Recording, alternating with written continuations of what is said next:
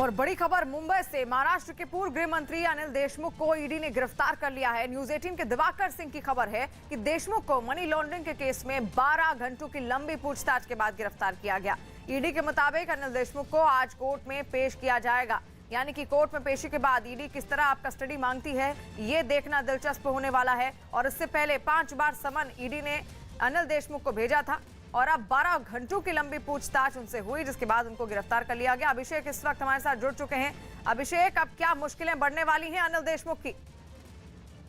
बिल्कुल मुश्किलें बढ़ेंगी, क्योंकि जिस तरीके से अनिल देशमुख पिछले 4.5 महीने से वो गायब थे, लगातार ईडी के संबंध के बावजूद भी ईडी के सामने पेश नहीं हो रहे थे, कानूनी रास्ते अपनाने की कोशिश कर रहे थे, लेकिन सारे रास्ते बंद होने के बाद अनिल देशमुख को ईडी के सामने पेश होना पड़ा। और ईडी को पता है कि अगर गिरफ्तारी नहीं करती तो निश्चित तौर पर अगली बार अनिल देशमुख अगर कहीं फिर से नहीं आते तो कोर्ट के सामने ईडी को मुंह की खानी पड़ती थी। इसलिए ईडी ने अनिल देशमुख को गिरफ्तार करे। अब ईडी की पूरी कोशिश होगी कि पीएमएलए कोर्ट में अनिल देशमुख को रिमांड ली जाए और जो भी उनसे तमाम सारे ट्रांजैक्शंस की डिटेल है, जो उन सारी चीजों पर बात की जा सके, उनसे पूछताछ की जा सके। और साथ ही साथ इस नेक्सस के पीछे सिर्फ अनिल देशमुख थे या फिर कौन कौन से लोग हैं, उन सारे लोगों के बारे में भी वो कोशिश करेगी कि पूछताछ करे। वही दूसरी तरफ अनिल देशमुख के एडवोकेट्स की कोशिश है कि पीएमएलए एक्ट में जो रिमांड होगा ईडी का, उसको अपोज किया जा सके और अपोज करके अनिल देशमुख की रिहाई जल्दी से जल्दी कराई जा सके, उनको बेल दिलाई जा सके। बिल्कुल, यानी कि आज ईडी कस्टडी मांग सकती है, अनिल देशमुख की मुश्किलें भी बढ़ सकती हैं और साथ साथ तमाम डिटेल्स भी उनसे मांगी जा सकती हैं। और पूछताछ अगर आगे होगी तो और क्या खुलासे होंगे ये देखना दिलचस्प होने वाला है। पश्चिम बंगाल के सिलीगुड़ी में तृणमूल कांग्रेस के ही 2 गुटों में हिंसक झड़प शुरू हो गई। पार्टी के श्रमिक संगठन के 2 धड़ों में वर्चस्व की लड़ाई छिड़ गई, जिसे शांत कराने के लिए पुलिस वाले पहुंचे। लेकिन पुलिस के पहुंचने के बाद मामला शांत होने के बजाय और भड़क गया। पुलिस जिस नेता को साथ लेकर पहुंची, भीड़ ने उसी नेता पर हमला बोल दिया। पुलिस की तैयारी भी इस तरह के बवाल को काबू में करने की नहीं थी। लोगों को शांत करने की अपील होती रही, लेकिन पीटने वालों के हाथ नहीं रुके। हाथों के साथ कुछ ही देर में लोगों ने लातें चलानी भी शुरू कर दी। लोग रुकते दिखे तभी एक आदमी ने पीछे से आकर एक डंडा चला दिया। हंगामा बढ़ता चला गया और पूरे इलाके में तनाव पैदा हो गया। पुलिस वाले भीड़ को हटाने की कोशिश में लग गए। पुलिस वालों ने ढूंढ ढूंढ कर हंगामा करने वाले लोगों को भगाया, तब जाकर हालात पर काबू पाया जा सका। लेकिन इस बीच कई लोग जख्मी हो गए, जिनमें कुछ तो पुलिस वाले भी शामिल हैं। हालांकि इलाके में अब भी तनाव बना हुआ है। ग्लासगो के COP26 जलवायु सम्मेलन के मंच से पीएम मोदी ने क्लाइमेट चेंज पर दुनिया को नया मंत्र दिया। पीएम ने वहां लाइफ यानी कि लाइफ फॉर एनवायरनमेंट का मंत्र दिया, जो कि भारत की संस्कृति का प्रतीक रहा है। पर्यावरण के लिए जीना न केवल महात्मा गांधी की सीख है, बल्कि खुद पीएम मोदी के जीवन का भी ये लक्ष्य है कि पर्यावरण के साथ मैत्रीपूर्ण संबंध हो। साथ ही पीएम मोदी ने सम्मेलन में विकसित देशों से भी अपील की कि जैसे भारत क्लाइमेट चेंज को लेकर अपने लक्ष्य निर्धारित कर रहा है, वैसे ही उन्हें क्लाइमेट फाइनेंस और तकनीक के आदान प्रदान के लिए तैयार होना चाहिए। क्लाइमेट चेंज पर पीएम मोदी ने दुनिया को साफ संदेश दिया कि भारत सिर्फ वादे ही नहीं करता, बल्कि पूरे करके भी दिखाता है।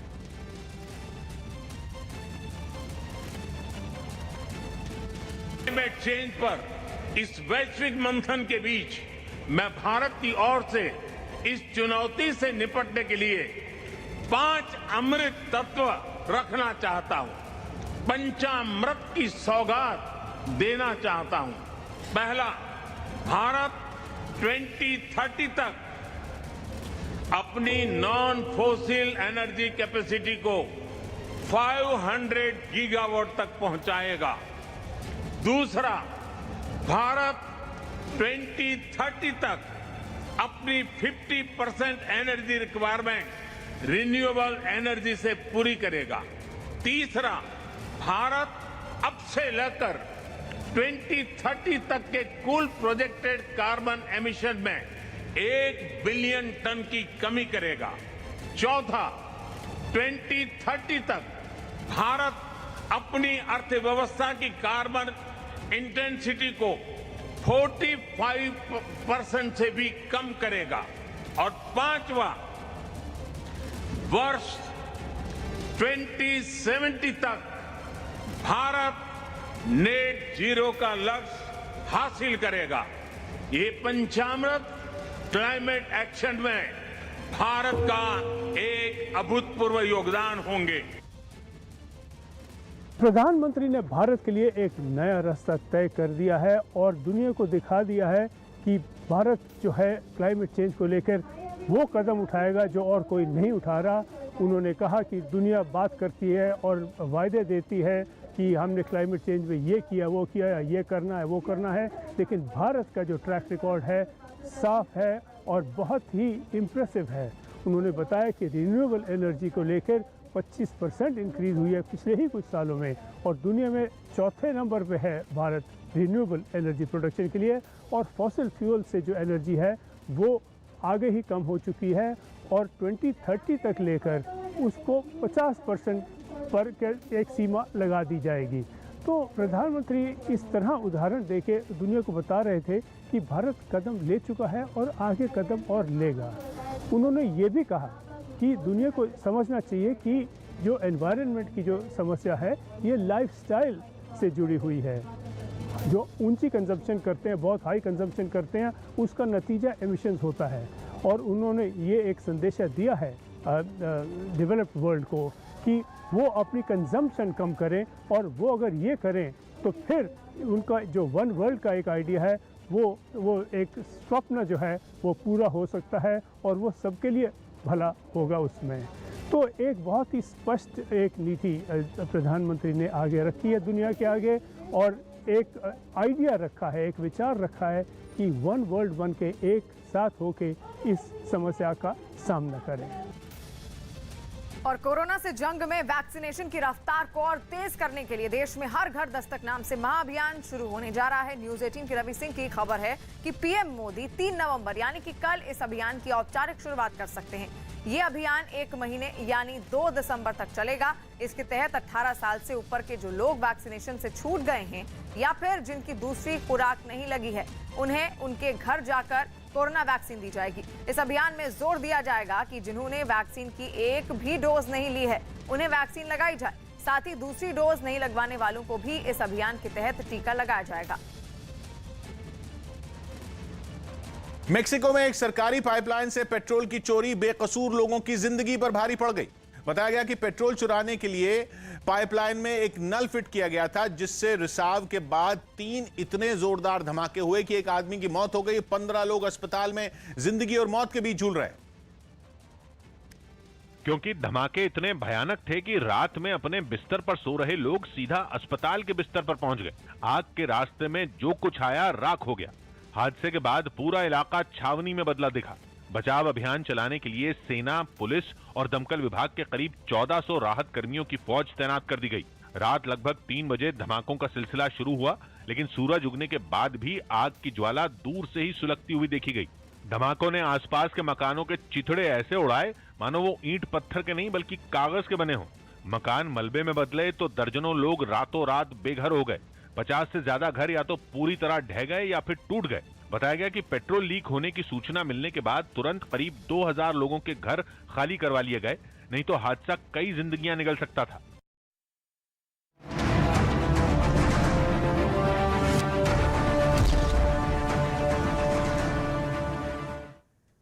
और देश भर में 3 लोकसभा 29 विधानसभा सीटों पर उपचुनावों की आज मतगणना होगी। काउंटिंग सुबह 8 बजे से शुरू होगी। 3 लोकसभा सीटों में मध्य प्रदेश की खंडवा, हिमाचल की मंडी और दादरा और नगर हवेली की सीट शामिल है। और इसके अलावा 13 राज्यों की 29 विधानसभा सीटों पर हुए उपचुनावों के वोटों की भी गिनती की जाएगी। इनमें बिहार की 2, हरियाणा की 1, मध्य प्रदेश की 3, राजस्थान की 2, पश्चिम बंगाल की 4 विधानसभा सीटों समेत कुल 29 सीटों पर 30 अक्टूबर को वोट डाले गए थे। और हम आपको लगातार दिखाएंगे इन सभी सीटों के पल पल की अपडेट और सबसे सटीक नतीजे।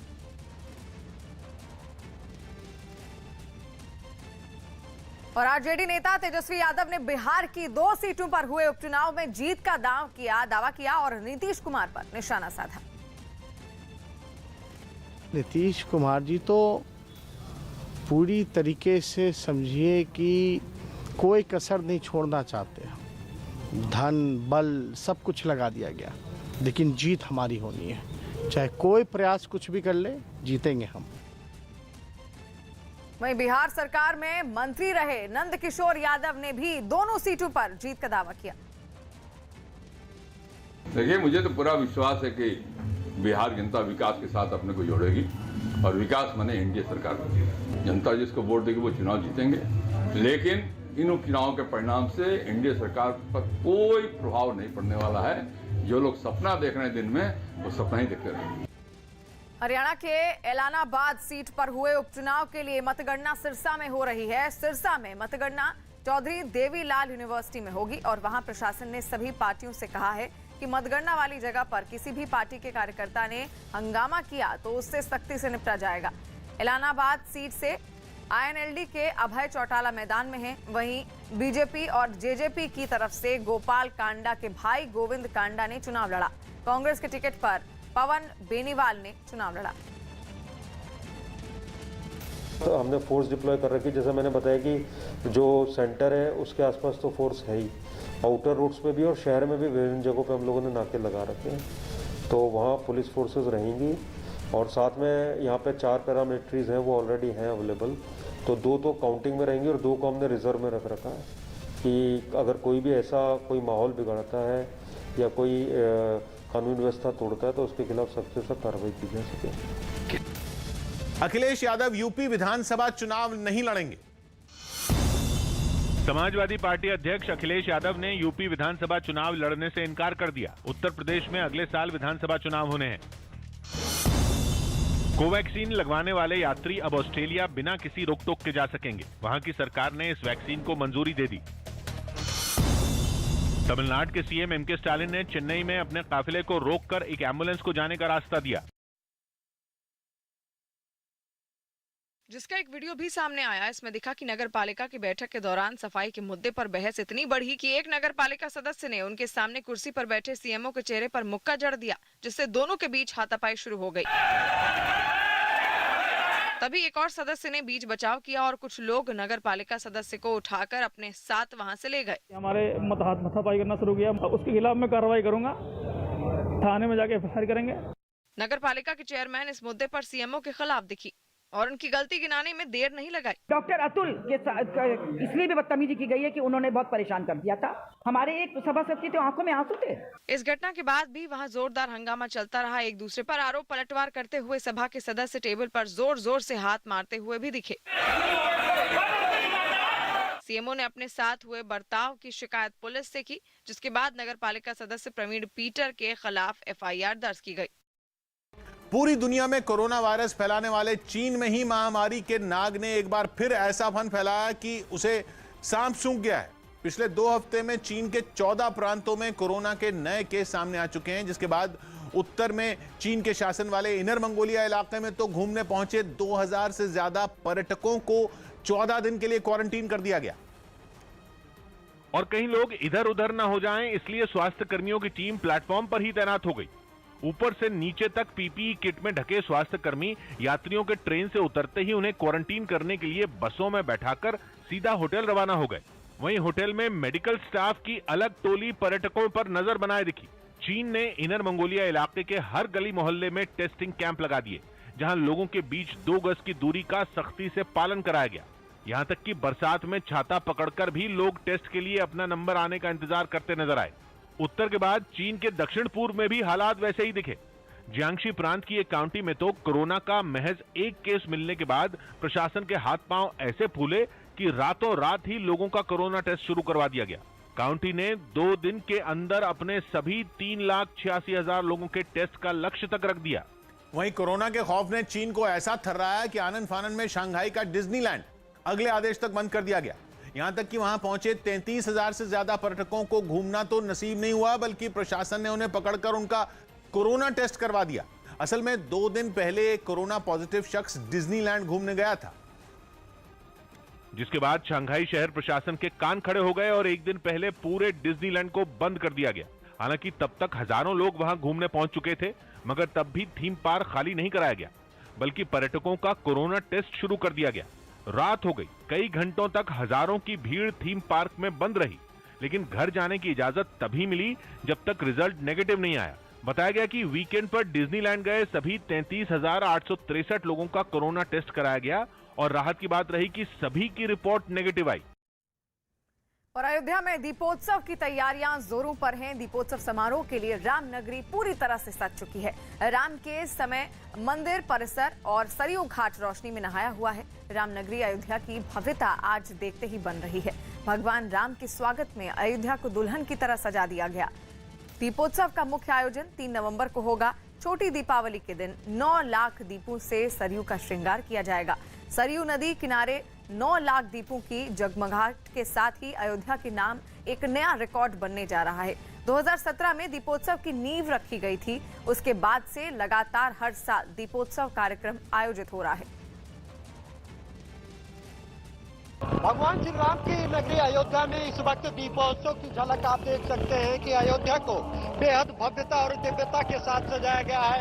इस वक्त राम की पैड़ी पर इस लेजर शो का आयोजन किया जा रहा है। आप देख सकते हैं जिसे देखने के लिए हजारों की संख्या में न सिर्फ अयोध्या बल्कि उत्तर प्रदेश और देश के विभिन्न प्रांतों से जो श्रद्धालु हैं, राम भक्त हैं, वो यहाँ पर पहुंचे हैं। और आप देख सकते हैं कि कितना शानदार लेजर शो का यहाँ पर प्रदर्शन किया जा रहा है।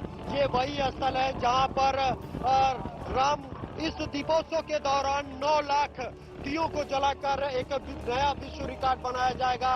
3 तारीख को यहाँ पर मुख्यमंत्री योगी आदित्यनाथ की मौजूदगी में जो तमाम खास मेहमान देश विदेश से पहुंचेंगे, उनकी मौजूदगी में यह इस राम की पैड़ी पर 9 लाख से अधिक दीपों को जलाकर Guinness book of world record में उसको दर्ज कराया जाएगा। अब 2-4 साल और दम के गाएंगे। बैटरी चार्ज करके जा रहे हैं, भगवान राम की कृपा लेके जा रहे हैं। और क्या लोगों में जोश है, क्या सुंदर सुन रहे हैं। जब से राम मंदिर का निर्माण शुरू हुआ है, लोगों के चेहरे पर एक अलग खुशी है। किसी भी धर्म का हो, सबके अंदर वो खुशी है, सबके अंदर वो आनंद है। भगवान सबको बनाए रखे। और ये नगरी तो दुनिया में जानी जाएगी, ऐसी बनने वाली है। मंदिर के साथ साथ और भी डेवलपमेंट्स मोदी जी और योगी जी इतने कर रहे हैं कि ये नगरी जो है, मुझे तो लगता है कि हमारे देश की सबसे सुंदर नगरी बन जाएगी। और दीपोत्सव कार्यक्रम की शुरुआत वाडेकर सिस्टर्स के भजनों से हुई और पूरा वातावरण राम के रंग में रंग गया। मर्यादा पुरुषोत्तम भगवान राम की नगरी में भव्य दीपोत्सव का शुभारंभ हो गया है। और ऐसे में इस दीपोत्सव का शुभारंभ नागपुर से आई वाटेकर सिस्टर्स ने किया है, जो कि इस वक्त हमारे साथ मौजूद है। उनसे हम बात करेंगे। कैसा लग रहा है आपको भगवान राम की नगरी में आकर, और यहाँ पर आपने जो संगीतमयी प्रस्तुति रही उससे आज आगाज हुआ? हम जब गा रहे थे तो गाते समय ऐसा लगा कि साक्षात भगवान श्री राम जी हमारा भजन सुन रहे हैं, क्योंकि राम कथा पार्क शबरी नदी के मतलब सामने है। तो ऐसा लगा कि मतलब प्रसन्न हो गया पूरा वातावरण राम जी का भजन। आपको कैसा लगा अयोध्या आकर? अयोध्या आकर तो बहुत ही अच्छा। हम पिछले साल आए थे अयोध्या और इसी साल आए हैं, और तो इतना पसंद आया कि यहाँ का वातावरण, यहाँ की जो लोकेलिटी है, तो ये बहुत ही सपोर्टिव है और उन्होंने बहुत अच्छा प्रतिसाद दिया हमें, तो बहुत अच्छा लगा। मैं चाहूँगा कि कुछ आप भी थोड़ा भगवान राम के बारे में अगर कुछ गुनगुनाना चाहेंगे, गाना चाहेंगे। 2 लाइन हम कथा हम कथा सुनाते राम सकल गुण धाम की, हम कथा सुनाते राम सकल गुण धाम की, ये रामायण है पुण्य कथा श्री राम की। दीपोत्सव के लिए राम की पैड़ी पर लगातार दिए भी पहुंचाए जा रहे हैं और इन दियों को रखने के काम में कई लोग जुटे हुए हैं। अब तक करीब 3 लाख दिए राम की पैड़ी पर सजा दिए गए हैं, जबकि लगातार दियों को रखने का काम चल रहा है। अयोध्या साकेत महाविद्यालय और अवध विश्वविद्यालय समेत आसपास के कई छात्र लगातार दियों को सजाने में जुटे हुए हैं। जितने भी स्टूडेंट दिख रहे हैं आपको, आप देख पा रहे होंगे, यहाँ पे सब बच्चे मतलब कई डिपार्टमेंट से, शारीरिक विभाग से, समाजशास्त्र, सारे बच्चे इकट्ठा हुए हैं। दिए लगाने का काम दिया गया है सबको। अभी इस 8 नंबर घाट पे हम लोग को जिम्मेदारी मिली है, जो कि 58,000 दियों की जिम्मेदारी मिली गई है।